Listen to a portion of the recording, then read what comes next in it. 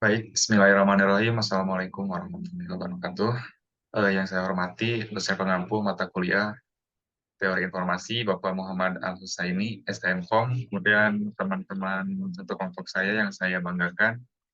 Di sini saya akan mempresentasikan hasil proyek kami, eh, proyek dari mata kuliah Teori Informasi, yaitu tentang perbandingan akurasi algoritma machine learning dengan metode exploratory data analysis. Sebelum ke pembahasannya, izinkan saya untuk memperkenalkan anggota kelompok kami. Yang pertama yaitu saya sendiri, Adrian Maulana Pauji, dengan NPM 217006014. Kemudian ada Muhammad Aditya Darmawan dengan NPM 217006021.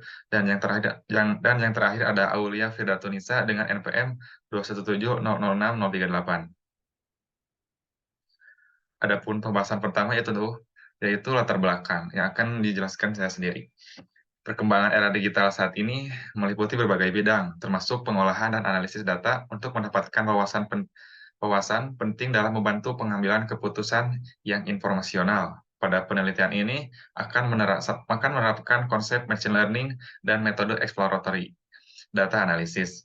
Pada penelitian ini akan mempelajari perbedaan akurasi dari algoritma machine learning dengan dan tanpa menggunakan metode analisis data eksploratif. Dalam beberapa penelitian sebelumnya telah ditekankan bahwa EDA dapat meningkatkan pemahaman dataset, namun tidak ada penelitian yang secara menyeluruh membandingkan ketepatan model machine learning dengan dan tanpa EDA. Kemudian, adapun tujuannya yaitu untuk membandingkan nilai akurasi pada algoritma machine learning dengan metode exploratory data analysis untuk mengetahui algoritma yang paling akurat. Untuk selanjutnya yaitu akan disampaikan oleh Aulia Fidatunisa. Saya persilahkan. Baik, terima kasih kepada moderator atas kesempatannya. Untuk metode penelitian, pada penelitian kali ini yaitu menerapkan pendekatan eksperimen dengan menggunakan metode kuantitatif, di mana peneliti sengaja memberikan perlakuan khusus kepada subjek penelitian untuk menciptakan suatu keadaan yang dampaknya dapat dipelajari. Lalu untuk metode kuantitatif, penelitian ini juga menerapkan metode kuantitatif dengan random sampling untuk mengukur variabel X dan Y. Selanjutnya, algoritma bahan pengujian menggunakan model klasifikasi seperti logistic regression, Canary Snakeboard, decision tree, random forest, dan naive Bayes. Untuk subjek penelitian, pada penelitian kali ini menggunakan data bank marketing yang berasal dari penelitian yang dilakukan oleh Sergio Moro pada tahun 2014 sebagai subjek. Fokus penelitian ini adalah akurasi algoritma klasifikasi dan uji akurasi dilakukan untuk mengevaluasi seberapa tepat model klasifikasi dalam memprediksi hasil yang sebenarnya. Untuk populasi, seluruh nasabah di Portugal menjadi populasi pada penelitian ini, terutama nasabah yang berpartisipasi pada kampanye pemasaran langsung yang diadakan oleh bank tersebut.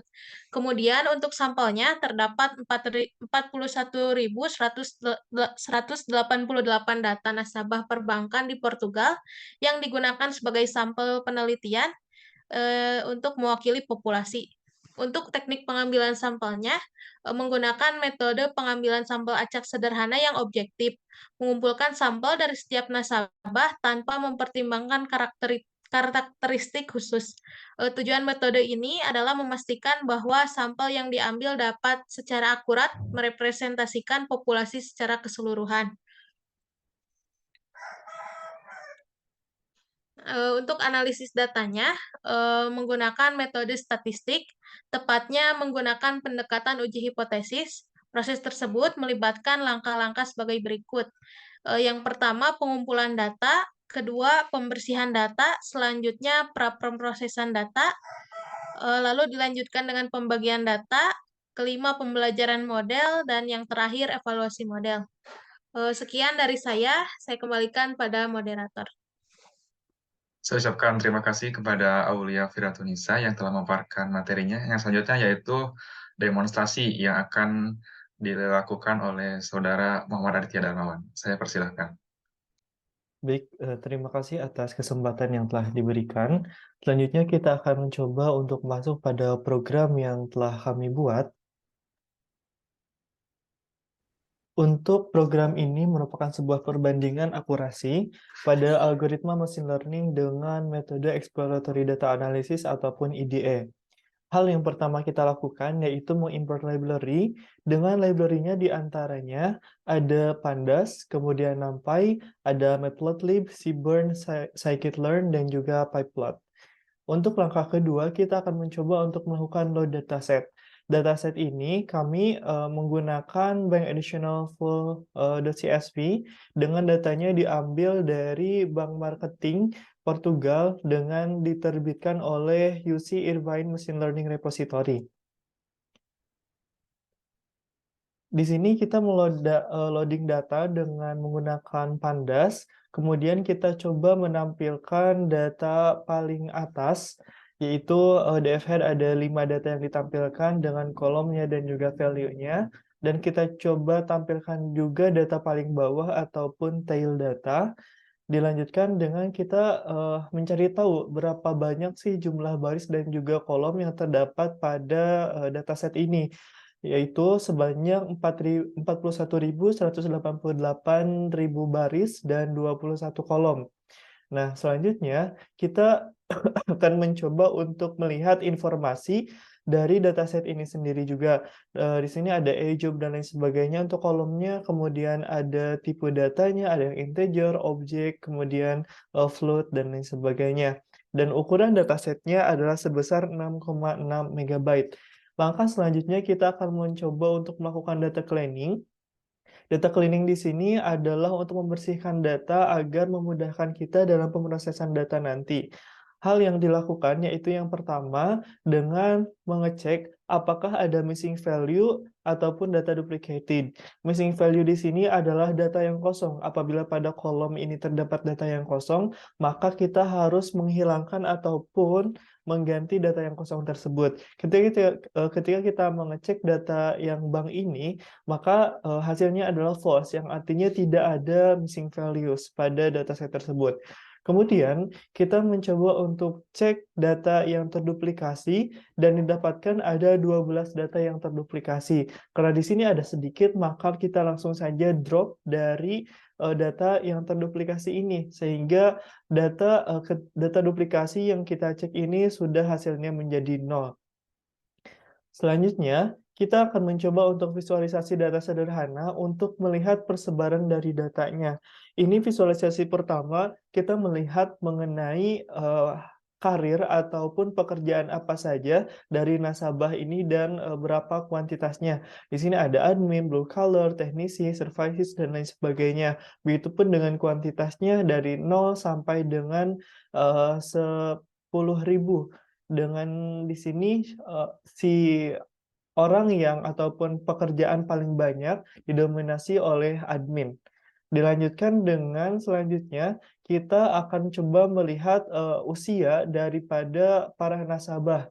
Nah, di sini menggunakan scatter plot sehingga dapat dilihat bahwa usia 60 ke atas, durasi panggilannya memang cenderung makin singkat. Dilanjutkan dengan tahap pre-processing pada dataset. Pre-processing di sini adalah untuk melakukan sebuah pemrosesan data sebelum pada proses yang sebenarnya gitu. Hal yang dilakukan yang pertama adalah encoding. Encoding ini dilakukan untuk merepresentasikan sebuah kolom kategorikal ataupun objektif menjadi sebuah kolom numerikal. Nah, di sini kita coba untuk mengolah data dari kolom kategorikal menjadi numerikalnya, kemudian kita coba tampilkan infonya. Di sini sudah berubah, yang awalnya tadi ada objek dan lain sebagainya, maka di sini hanya ada 2 tipe data, yaitu ada tipe data integer dan juga tipe data float. Dan untuk memorinya juga ataupun dari size dataset ini sudah berkurang menjadi 5,2 MB.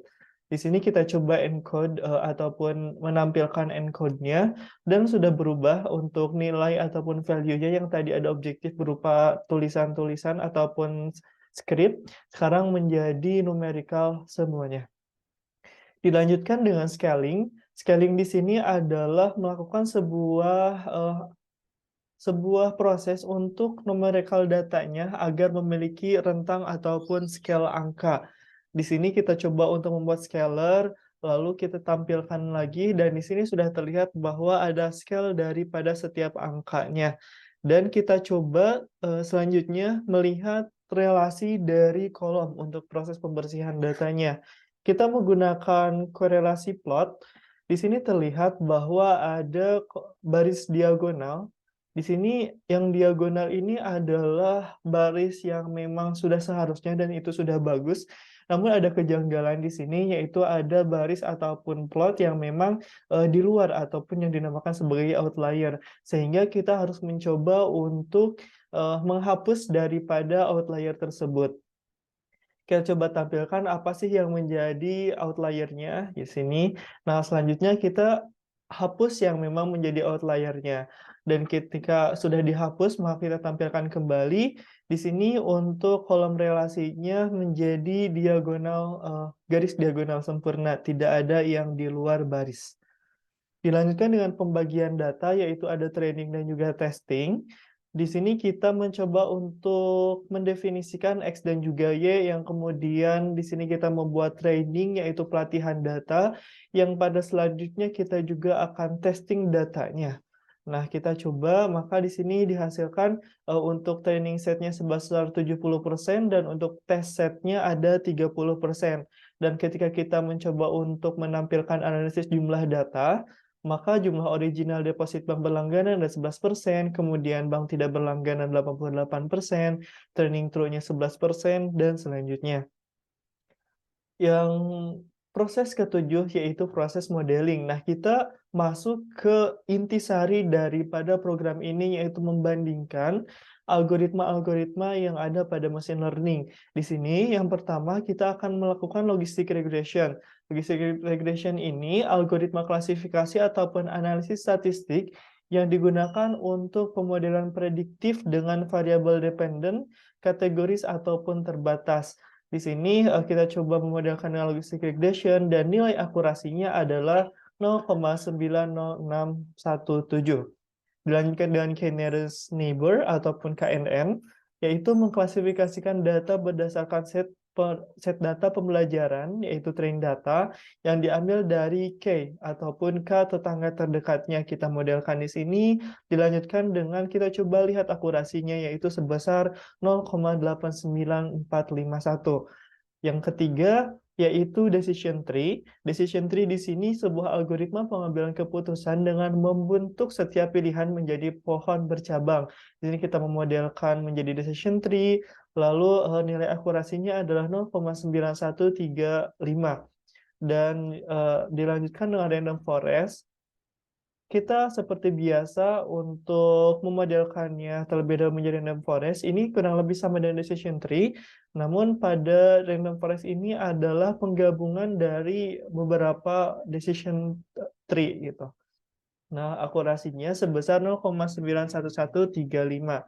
Dan terakhir, kita mencoba untuk menggunakan algoritma naive Bayes, yang dimana ini adalah algoritma pengklasifikasian berdasarkan probabilitas sederhana, dan dirancang agar dapat dipergunakan dengan asumsi antar variabel penjelas saling bebas ataupun independen. Kita modelkan, dan di sini nilai akurasinya adalah 0,8843. Dan langkah terakhir, kita coba melihat confusion dari algoritma yang kita pakai. Ini merupakan sebuah evaluasi kinerja ataupun klasifikasi dari machine learning ini sendiri. Di sini kita lihat diagram CM daripada logistic regression, kemudian ada CM daripada KNN, dilanjutkan dengan decision tree dari CM-nya, kemudian random forest CM-nya juga, dan yang terakhir adalah CM daripada naive Bayes-nya ini. Dan terakhir, kita mencoba untuk menampilkan, untuk mengambil nantinya sebuah kesimpulan dengan melihat perbandingan dari setiap akurasinya. Ini kurang lebih yang tadi sebelumnya kita lihat bahwa untuk setiap algoritma ini mendapatkan nilai akurasinya.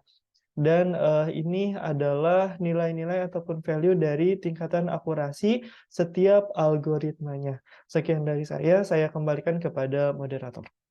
Baik, saya ucapkan terima kasih kepada Muhammad Aditya Darmawan yang telah memaparkan dan telah mendemonstrasikan hasil kerja kelompok kami. Adapun kesimpulan dari proyek kali ini, yaitu pemodelan pada dataset nasabah perbankan dengan menggunakan logistic regression, Canary Paper, decision tree, random forest, dan net bias, menghasilkan sebuah kesimpulan dengan akurasi untuk decision tree sebagai algoritma paling akurat dengan nilai akurasi 0,9134 dan disusul oleh algoritma random forest dengan nilai akurasi 0,9133. Adapun algoritma dengan akurasi paling rendah yaitu algoritma naive Bayes.